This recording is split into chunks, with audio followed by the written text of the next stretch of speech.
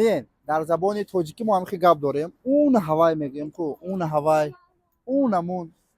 Дар забони русӣ тарҷума мешавад вон. Ҳамихи як ибора ҳаст вон, чизое ки дур даст мегӯем un ҳавай. Мисол гӯем ки un ҳамун занак, яъне ҷои дур даст, зани ман аст. Вон та женщина моя жена, например, яъне ҷои дур даст.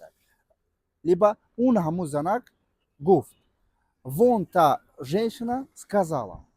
Ё ки un ҳамун мардак гуфт, вон тот мужчина сказал. Барои чӣ? Барои он ки мужчина ин мужской род аст, барои ҳамин вон тот мемонем, а женщина бошад агар ин женский род, барои ҳамин вон та мемонем. Боз як мисоли дигар гӯем ки un ҳамунҷа мошини ман истодааст. Вон там стоит моя машина. дарс маъқул шуда бошад ба видео лайк монед ва ҳатман фикри худро дар комментария